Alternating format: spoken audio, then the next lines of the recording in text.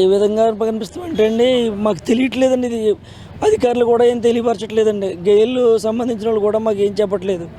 గ్రామస్తులం పక్క గ్రామస్తులు అండి, పక్క ఇల్లు మాదండి. అయినా కూడా భయందాలతో ఇంకా రాలేదండి, ఇళ్ళల్లోకి ఇంకా రాలేదు. మేము బయటే ఉన్నామండి. ఎక్కడ పునరావాసాలకు ఏర్పాటు చేశారా? చేశారండి. అక్కడ ఉన్నారు ఇప్పుడు? చేశారండి.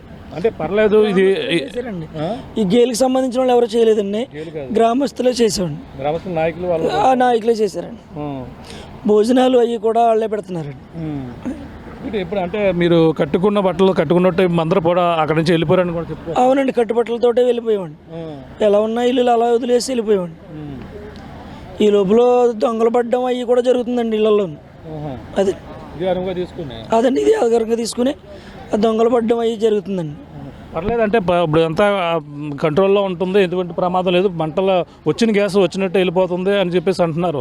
పర్లేదు అంటారు, మీకు అందరూ కూడా సేఫ్గా ఉంటుంది అనుకుంటున్నారు? వాళ్ళు చెప్తేనే మేము ఉంటున్నామండి. అది ఎలా పైరు అవుతుందో ఏంటో మాకేం తెలుస్తుంది. పైరు అయితే పైరు అయిందని చెప్తారు తర్వాత, అంతే కదండి. ఇప్పుడు మీకు ఎంత తెలుస్తుంది, మాకెంత తెలుస్తుందండి, అంతే కదండి. ఇప్పుడు మాకు ఒరిజినాలిటీగా చెప్పేది ఎవరు లేరండి ఇక్కడ. నిన్నటితో పోలిస్తే ఇక్కడ పరిస్థితి ఎలా ఉంది? నిన్నటితో పోలిస్తే కొంచెం కంట్రోల్లోకి వచ్చిందండి ఈరోజు. నిన్నటితో పోలిస్తే ఈరోజు కంట్రోల్లోకి వచ్చిందండి.